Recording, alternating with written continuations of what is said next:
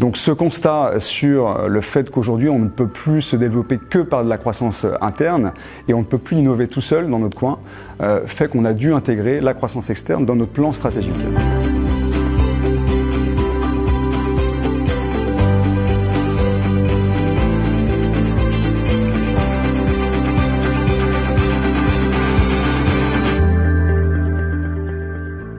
Bonjour, je m'appelle Colin Guiton, je suis directeur des opérations au sein du groupe DTF Médical.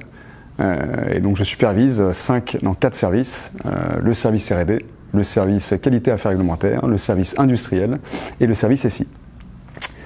DTF Médical, c'est une PME stéphanoise, familiale, d'environ 60 personnes qui est donc basée à Saint-Étienne, comme je l'ai dit, créée en 1951 et qui conçoit, fabrique, commercialise des dispositifs médicaux innovants.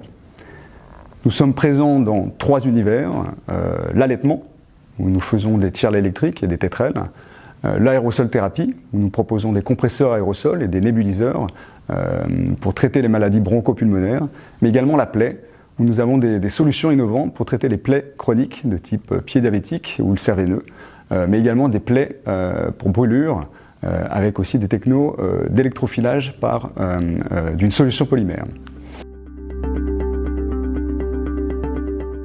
Aujourd'hui, on a une problématique qui est comment est-ce qu'on peut continuer d'innover et de croître dans un secteur de la santé et plus précisément du dispositif médical qui est de plus en plus contraignant et exigeant sur le plan réglementaire.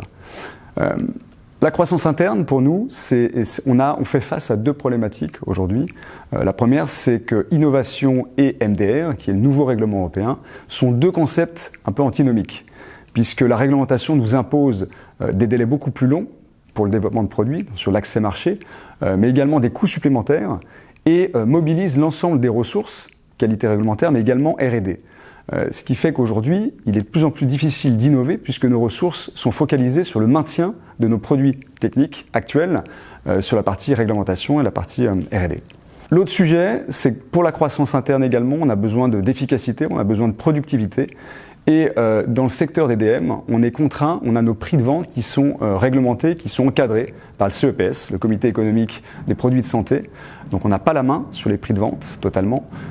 Et de plus, on sait que dans un contexte inflationniste, on a nos prix, les coûts des matières premières et également les coûts des composants augmentent. Donc notre prix de revient augmente. Donc il est de plus en plus difficile aussi de maintenir nos marges opérationnelles. Donc ce constat sur le fait qu'aujourd'hui on ne peut plus se développer que par de la croissance interne et on ne peut plus innover tout seul dans notre coin, fait qu'on a dû intégrer la croissance externe dans notre plan stratégique. Et pour quelles raisons? Qu'est-ce que ça peut nous apporter, cette croissance externe? Déjà, c'est une opportunité de diversification, puisqu'aujourd'hui, on peut aussi, par la croissance externe, sortir petit à petit du dispositif médical et donc de cette contrainte avec le système de remboursement français. C'est aussi la possibilité pour nous de trouver des sociétés, des produits, des services qui vont nous permettre de sortir un peu de la thérapie et de se focaliser un petit peu plus sur de la prévention et du diagnostic. Et c'est aussi finalement un apport de chiffre d'affaires et de complément de marge qui pourrait nous permettre à terme de financer la croissance interne et donc l'innovation interne. Alors quand on lance un projet de croissance externe, ça implique pas mal de choses. Ça implique déjà de mettre en place un pilotage un peu complexe et de mettre en place aussi une organisation qui soit efficace et flexible. Déjà, on va avoir besoin de recruter, de nous entourer des bonnes personnes, des bonnes compétences, et on sait que c'est pas toujours facile de recruter à Saint-Étienne. Aussi, on a besoin de maintenir nos activités historiques pour pouvoir aussi financer des projets d'acquisition. Donc en fait, il faut qu'on soit en capacité de piloter à la fois de la croissance interne et de la croissance externe, et de moduler un peu l'investissement, le ratio investissement-temps en permanence, en fonction des ressources et en fonction des enjeux et l'évolution du contexte. Et ça implique également finalement de prioriser nos projets, d'arbitrer les ressources et donc de faire des choix en permanence.